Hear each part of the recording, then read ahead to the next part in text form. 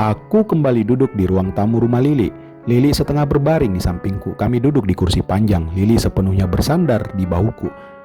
Kembali dalam obrolan, kecuali kali ini aku meminjam kaos kuning milik Lili.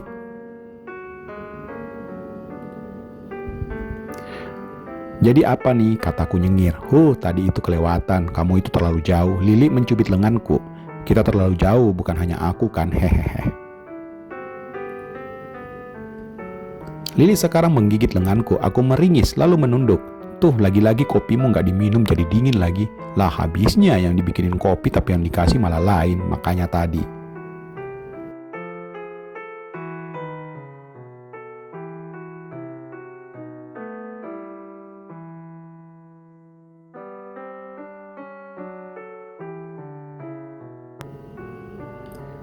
Tangan Lili melayang menamparku pelan, lalu mencubit, lalu tubuhnya menggeliat. Kueratkan memeluknya. Aku tertawa, lalu kami terdiam beberapa saat. Tapi ternyata aku salah, kataku sejurus kemudian. Salah apa? Tadi aku bilang suatu waktu kamu bahkan teriak manggil-manggil namaku dalam tidurmu karena rindu. Aku salah di situ. Kamu bukannya seperti itu, bukan karena rindu, tapi karena ya seperti itulah. Lili bangkit melemparku lagi dengan bantal.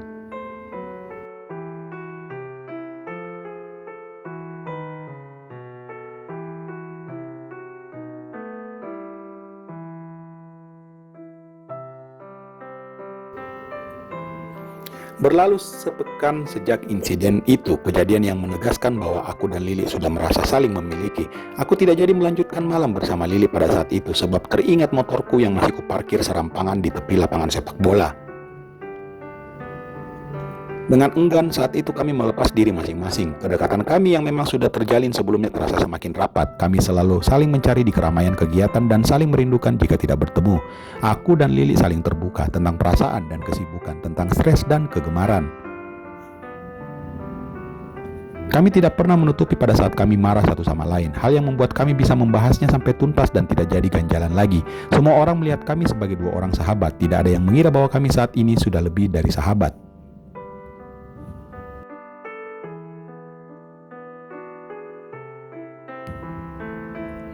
Teman-teman kami di lembaga tidak melihat hubungan kami sebagai sesuatu yang istimewa, sebab di depan mereka aku tetap berlaku sebagaimana aku yang biasa, cagur yang kekanakan dan jauh dari sikap dewasa. Hal ini membuat mereka tidak bisa membayangkan bahwa aku sekarang adalah punyanya Lili, si cantik yang jadi idola di sana.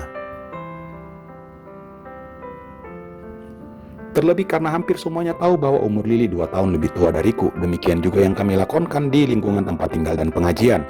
Masing-masing kami dikenal sebagai pesona yang masih sendiri. Terlebih ketika teman-temanku sudah tahu semua bahwa aku dan Asna ini tidak lagi bersama. Hal ini membuat Lili masih aja ada yang mendekati terang-terangan maupun sembunyi-sembunyi. Hal yang demikian pun tidak kami tutupi satu sama lain.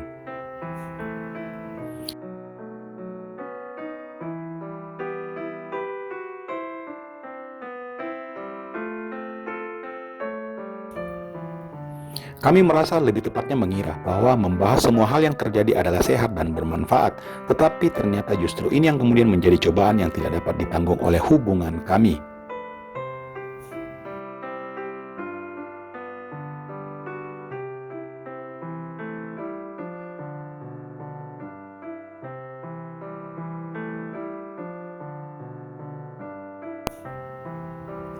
Aku semakin sering berkunjung ke rumah Lili pada sore hari. Kami kemudian menghabiskan waktu bersama sampai larut malam, menonton DVD sewaan sambil ngobrol atau sekedar mengobrol di teras samping menghadap taman. Apapun itu, semua selalu berlanjut pada itu. Lili selalu suka kapan saja kami berduaan. Dia hanya memberi satu syarat, asalkan tidak ada orang lain yang melihat. Dia tidak pernah keberatan diganggu pada saat mencuci, memasak, menerima telepon, atau bahkan jika dia sedang tidur. Lili akan langsung menyambutku. Walaupun sedikit kaku, tetapi Lili belum pernah. Setiap kali ku coba, Lili akan menghindar dengan manis.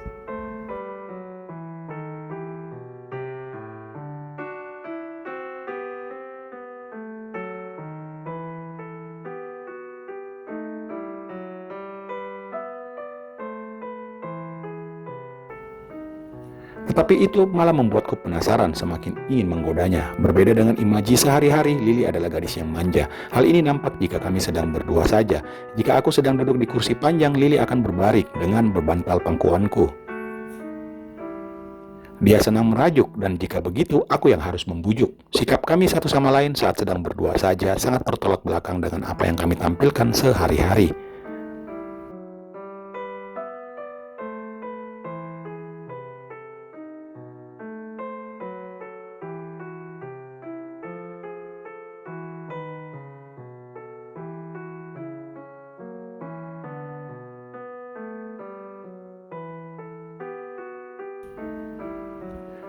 Lily sedang menyiram tanaman di taman samping sore itu ketika aku datang bertamu. Ayahnya seperti biasa sedang keluar kota mengurus usaha perkebunannya di utara.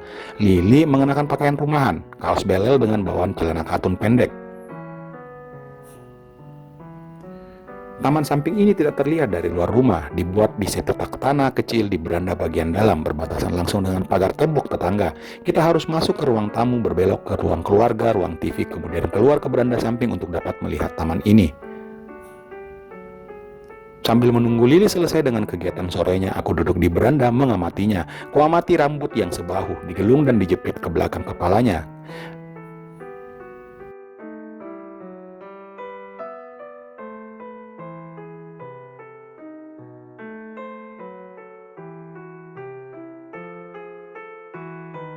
"Hei, apaan sih?" seruku saat Lily mengarahkan selangnya menciprati wajahku. "Habis kamu ngeliatin begitu ah." Ngeliatin apa salahnya, kayak gak suka aja. Serem tahu. Lily membereskan selang, mematikan keran lalu berjalan ke arahku. Aku duduk di kursi malas kepunyaan Pak Umar, ayah Lily. Kursi berbahan beludru berwarna merah dengan isian empuk yang membuat badanku bersandar.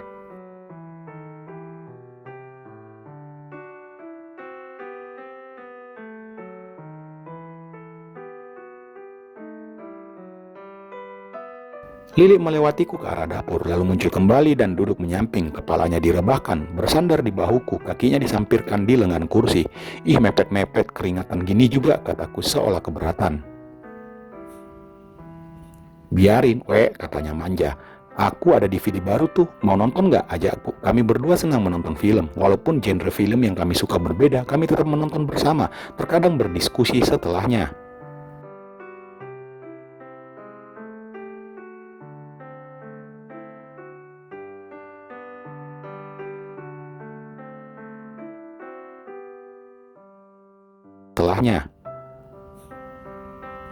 Ada film apa emangnya? Final Destination 5, terus ada lagi tuh filmnya apa gitu tapi lupa judulnya. "Oke yuk," jawab Lily, tetapi tidak beranjak, bahkan tidak mengangkat wajah dari bahuku. "Woi yuk, kok ndak bergerak?" ku colek dagunya.